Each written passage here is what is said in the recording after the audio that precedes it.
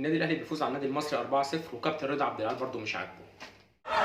يا لهوي يا لهوي يا لهوي.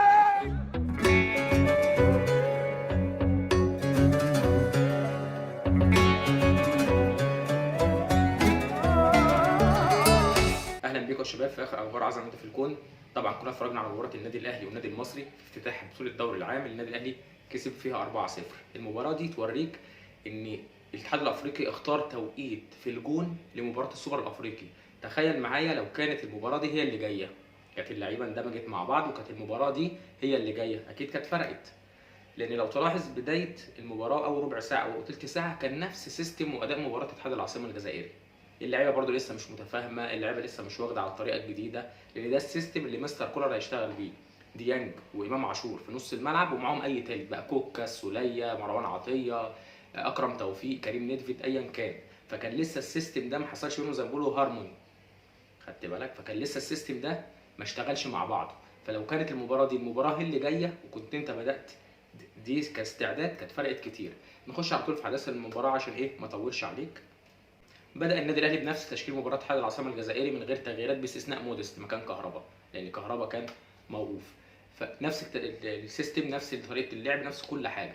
النادي المصري محدش يقدر يقلل منه لانه عامل صفقات تقيله، وكابتن علي ماهر كلنا عارفين مواجهاته للنادي الاهلي بيبقى شكلها عامل ازاي. كابتن علي ماهر قرر ان هو يقفل، والطريقه المعتاده لاي فريق في الدوري المصري بيواجه بيها النادي الاهلي، وانه يقفل مساحات ويضيق عليك وما يدكش فرصه تبني لعب ولا تعمل هجمه، لان كمان بتستغنى انت كمان عن مركز رقم 10، فده بيخلي اللعيب الحريف اللي ممكن يعمل ثرو زي الجون الرابع بتاع احمد عبد القادر مش موجود. حته الباص الغير متوقعه اللي تخلق فرصه، مش اللعيب ده مش موجود، فحته اللعيبه كلها هيبقى النظام ايه، باص باص باص لحد ما يقدر يلاقي ثغره يشوط منها او يجيب هدف، زي ما حصل في الجون الاولاني اللي هنجيله دلوقتي. فكابتن علي ماهر قرر انه يقفل ويضيق مساحات لحد ما ربنا يحلها. طبعا نجم المباراه من وجهه نظري باستثناء بيرسي تاو، يعني بيرسي تاو طبعا عشان جاب الجونين تقريبا خدها، لكن من وجهه نظري رضا سليم. اللعيب ده بنشكر نادي الجيش الملكي ان انتوا كنتوا مش في وعيكم وانتوا بتفرطوا في اللاعب ده. ده مشروع لاعب كبير، لعيب يلعب في اوروبا مستريح. يعني نادي الجيش الملكي فرطوا في اللاعب ده ازاي انا مش فاهم، بس الحمد لله لانه من رزقنا ومن نصيبنا، لان احنا رضا سليم محتاجينه في المعارك الكتير اللي داخلين عليها الموسم ده مع امام عاشور. الاثنين دول يا جدعان هيعملوا ثنائيه ملهاش حل. فكرتني بعبد الله السعيد واباييه. انك تلاحظ باهر المحمدي بقى مش الاثنين صلاه النبي سرعات، لعيبه حريفه بيلعبوا فوت ورك حلو، بيلعبوا برجلهم كويس، بيعرفوا يرقصوا، بيعرفوا يعدوا المساحات الواحد على واحد بتاعتهم. فباهر المحمدي ما كانش ليه غير ان هو يعمل معاهم كده. فالاثنين دول الثنائي ده هيتعب لك اي خصم بعد كده هتواجهه، هيعملوا له 1000 حساب. اخش معاك بعد كده على موديست ما نقدرش دلوقتي نحكم عليه، دي اول مباراه ليه. غير كده وجهه نظرنا عن كولر، الراجل ده ما بيختارش اي حد، معنى الراجل صمم على اللاعب ده وكان عنده لاعب اصغر شويه وصمم على ده، معنى ده هيجي منه. حتى هو في المؤتمر الصحفي قال لك ان هو بقى له 4 شهور ما لمسش كوره فتفرق. تاني حاجه بقول لك ما اعرفش اسامي اللعيبه، غير كده ما بقالوش غير 15 يوم في النادي الاهلي، فما يلحقش ان هو يكون يندمج ويشتغل ويعمل الشغل اللي انت منتظره ومتوقعه منه. لكن مع ذلك تعالى عايزك تبص لي على الجون الثاني والثالث، الراجل ده ليه دور رئيسي فيهم. هتقول لي ازاي؟ هحط لك صور وهوريك. لعيبه النادي المصري بقوا مركزين وكابتن علي ماهر ان موديست ده جاي مهاجم تقيل وهيبقى العين عليه وعايز يثبت نفسه، وكل اللعيبه هتساعده عشان يجيب جول، لان ده هو اللي هيبقى الايه، الشغل الشاغل للعيبه النادي الاهلي ان هم يوصلوا له الكوره. فطبعا كابتن علي ماهر ركز معاه قوي واللعيبه ركزت معاه قوي، ده خلى ادى بيرسي تاو حريه. ده بعد الجون الاول لما النادي المصري دخل فيه الجون والمساحات اتفتحت وبتاع، ادى بيرسي تاو حريه، وده انت شفته في الجون الثاني والثالث بيرسي تاو بيتحرك براحته.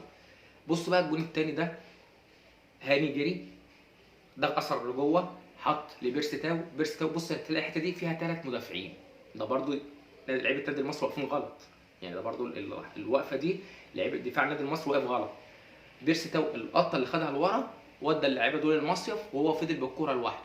هتلاقي المدافع واقف في وش موديست وواحد تاني مقبل مستني، هو متوقع ان هو يحط الموديست، كله خلاص لعيبه النادي المصري كلها عارفه ان موديست هو الشغل الشاغل لعيبه النادي الاهلي. فاللعيبه وقفت قدامه مستنيين هو ايه اللي هيبص له الكوره وراحوا ضاغطين عليه، راح بيرسي تاو حاططها في البعيده. خدت بالك؟ نفس الجون الثالث. الجون الثالث بقى الميزه فيه ان موديست تحركاته، لاحظ ان هو متركز معاه قوي ومش قادر في ال 18 يعمل حاجه، قرر ينزل يستلم من تحت. بص الكوره استلمها حطها لديانج، ديانج حطها لامام عاشور، امام عاشور حطها لبيرسي تاو اللي جري لوحده. اللعيبه بص هتلاقي برده 3 واقفين زي ما حطيت لك في الصوره، نزلوا يضغطوا ايه مع موديس، لقوه ساب ال 18 ونزل لحد تحت يستلم، نزل لحد دايره السنتر. خدت بالك ركزوا معاه، حط هو لديانج، خد عمل 1 2 مع ديانج، ديانج خدها حطها لامام عاشور. طبعا التركيز مع موديس تحت، الاثنين مدافعين نزلوا معاه، بيرسي تاو خد لوحده وجري هناك. مختصر كلامي ان الراجل ده جاي ونصبر عليه، رغم ان هو جات له يعني انا ما اقدرش احاسبه على الكوره اللي قلشت، انا حاسبه على الكوره اللي هي جت في محمود جد وكانت هتكمل لولا المدافع شالها. دي من وجهه نظري، يعني انا جايبك عشان دي، بس برضه لسه بدري الحكم عليها يا جدعان. فبرضه بوريتك ان الجولين دول هو ليه دور رئيسي، لان لعيبه النادي المصري بقت مركزه معاه، ده اللي ادى حريه لبيرسي تاو. التغييرات نجي لها دقيقه 80 النادي الاهلي بيعمل تغييرات، مستر كولر بيعمل تغييرات. المنظر كان حلو بس التوقيت مش حلو. منظر كده تحس ان ايه، زي ما تكلم اهلك وانت بتتخانق تعالوا الحقوني، ويجوا يلاقوا الخناقه خلصت وكله تمام، فاللي هو احنا جايين على الفاضي ولا ايه؟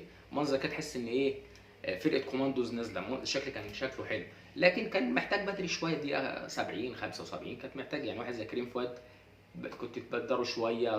طاهر مباراه حد العاصمه الجماهير شيلته الليله، كان برضه النتيجه 2 3 0 كانت ممكن تستحمل انت تديله بدري شويه عشان يفوق الكلام ده. لكن في المجمل اداء ونتيجه زي الفل، ولا اجمل ولا اروع، والحمد لله. كانت لازم نكسب المباراه دي، لان بعد مباراه السوبر لو كنت اي حاجه غير الفوز كانت هتضيع برضو الثقه بتاعت اللعيبه، وهتبتدي زي كانك بتبني من الاول، وهتجرأ عليك الفرق ايه اللي بعد كده. كده النادي الاهلي ان شاء الله هيلعب يوم الاحد مع سان جورج الاثيوبي دور 32 دوري ابطال افريقيا. ان شاء الله تحدد 30000 متفرج للمباراه ان شاء الله بالتوفيق للنادي الاهلي. ولسه في خبر جميل دلوقتي سامعينه ان اكرم توفيق داخل قائمه المباراه، وبنسبه كبيره احتمال يشارك في المباراه دي، لان مستر كولر لعب اول امبارح مباراه وديه ما بين الفريق الاول وفريق الناشئين، واكرم لعب المباراه كلها وبيقول لك ظهر بمستوى جيد بدنيا وفنيا، فان شاء الله تكون عوده حميده ليه زي كريم فؤاد اللي كلنا فرحين له بالجول، لانه لعيب مجتهد والحمد لله عشان ياثر عليه مسافه الحجز النفسي ما عايز يرجع لمستوى الكلام ده، الجون ده يسهل معاه كتير. المباراه دي للاسف هنفتقد فيها 2 لعيبه مهمين جدا، وهو موديست ورضا سليم. موديست عشان لسه ما تأيدش يلعب معاك من اول دور ال 16، مش هيلعب المباراتين دول، ورضا سليم علشان كان اتطرد في مباراه الكونفدراليه مع الجيش الملكي فمش هيشارك في المباراه دي. لكن الرجاله كلها تقدها وتقدر تسد، وفي الحمد لله بدايل كتير قوي. في الاخر نحب نشكر العبقري صاحب فكره تقديم موديست اللي هي كوبايه الشاي.